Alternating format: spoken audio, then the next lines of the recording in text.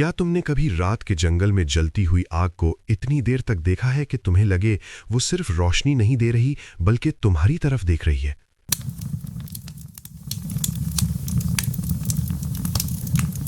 उस रात हम 4 लोग कैंप फायर के गिर्द बैठे थे। जंगल का अंधेरा बिल्कुल पास था, जैसे बस 2 कदम और चलो तो रोशनी खत्म हो जाए। हवा धीमी थी, लेकिन आग की तपिश नॉर्मल नहीं लग रही थी। शोले कभी अचानक ऊपर उठ जाते, कभी बिल्कुल झुक जाते, जैसे किसी की सांस के साथ हिल रहे हो।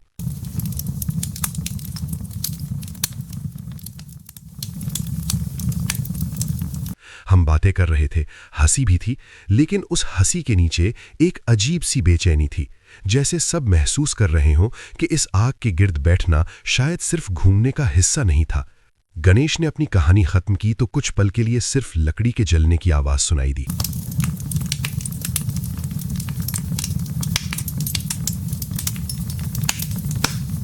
किसी ने ताली नहीं बजाई, किसी ने तुरंत दूसरी कहानी की डिमांड नहीं की, और इसी खामोशी के बीच मैंने कहा कि एक कहानी मुझे भी पता है, लेकिन ये मेरी नहीं है, ये मेरे दोस्त विक्की की है।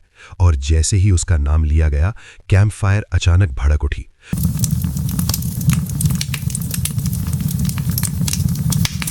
कोई हवा नहीं चली थी, कोई लकड़ी नहीं डाली गई थी, फिर भी शोले इतने तेज हुए कि हम सब रिफ्लेक्स में पीछे हो गए, और उस पल मुझे लगा जैसे आग ने पहली बार हमारी बात सुन ली हो। विक्की सिंह 20 साल बाद अपनी फैमिली के साथ वापस आ रहा था। गाड़ी जब शहर से निकलकर गांव की कच्ची सड़क पर आई तो टायर मिट्टी में धंसने लगे, और हर झटके के साथ विक्की को कुछ पुरानी तस्वीरें याद आने लगी। खिड़की से बाहर देखते हुए उसे वही पीपल के पुराने दरख्त नजर आए, वही टूटी हुई बाउंड्री वॉल्स, लेकिन गांव पहले जैसा नहीं लग रहा था। हवा में एक अजीब सी थकान थी, जैसे जगह ने भी लंबी इंतजार के बाद सांस ली हो। और उस रात विक्की को पहली बार महसूस हुआ कि वापस आना शायद उसका अपना डिसीजन नहीं था। गांव वालों ने विक्की का स्वागत किया, लेकिन बातों में गर्माहट नहीं थी। लोग मुस्कुराते थे, लेकिन आंखें उसके चेहरे पर ज्यादा देर नहीं टिकती। शाम होते ही दरवाजे बंद होने लगते, बच्चे घर के अंदर बुला लिए जाते, और जब जंगल की तरफ से हल्की सी रोशनी भी दिख जाती तो कोई ना कोई पर्दा गिरा देता, जैसे रोशनी से ज्यादा उस याद से डर लगता हो जो उसके साथ आती थी। और इसी खामोशी के बीच विक्की को याद आया कि 20 साल पहले भी सब कुछ ऐसे ही चुप हो गया था। उस रात भी हम 4 लोग कैंप फायर के गिर्द बैठे थे। जवानी थी, एनर्जी थी, हंसी इतनी ज्यादा कि डर का ख्याल ही नहीं था। आग तेज जल रही थी और हम मजाक कर रहे थे। एक दोस्त ज्यादा डरा हुआ लग रहा था तो हमने सोचा उसे थोड़ा सा जंगल की तरफ भेज देते हैं, बस 2 मिनट के लिए, सिर्फ मजाक। लेकिन जब वो अंधेरे में घुसा और वापस नहीं आया तो पहली बार हंसी रुक गई। आग धीरे धीरे शांत हो गई, और उस खामोशी में हमें समझ आ गया कि मजाक शायद हद से आगे निकल गया है। हम सुबह तक बैठे रहे, किसी ने आवाज नहीं लगाई, किसी ने जंगल के अंदर जाने की हिम्मत नहीं की, और जब रोशनी हुई तो हमने एक दूसरे को समझा लिया कि वो खुद भाग गया होगा। लेकिन सच ये था कि हम सब जानते थे कि हमने डर के मारे उसे अकेला छोड़ दिया था। और उस रात के बाद गांव में कैंप फायर जलाना धीरे धीरे बंद हो गया, जैसे लोगों में आग पर ही पाबंदी लगा दी हो। 20 साल बाद विक्की को नींद नहीं आती थी। उसे लगता जैसे कोई उसका नाम नहीं बल्कि उस रात का सच दोहरा रहा हो।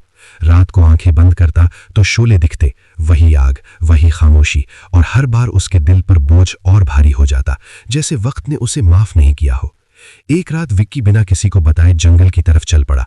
कदम खुद ब खुद उस रास्ते पर पड़ रहे थे जो 20 साल पहले छोड़ा गया था। उसने लकड़ी इकट्ठी की, आग जलाई, और जैसे ही शोले उठे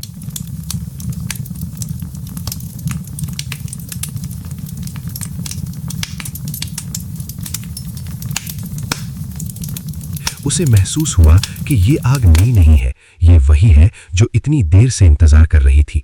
आग के सामने बैठकर विक्की ने पहली बार खुद से माना कि उस रात हमने सिर्फ मजाक नहीं किया था, हमने अपनी जान बचाने के लिए उसे छोड़ दिया था। और इसी सच के साथ उसके सीने का बोझ हल्का नहीं बल्कि और भारी हो गया। आग अचानक घूमने लगी, शोले दायरा बनाने लगे, हवा फिर भी शांत थी, और विक्की को लगा जैसे कोई उसके बिल्कुल सामने खड़ा हो, बिना चेहरा दिखाए, बिना आवाज दिए, सिर्फ मौजूदगी के साथ।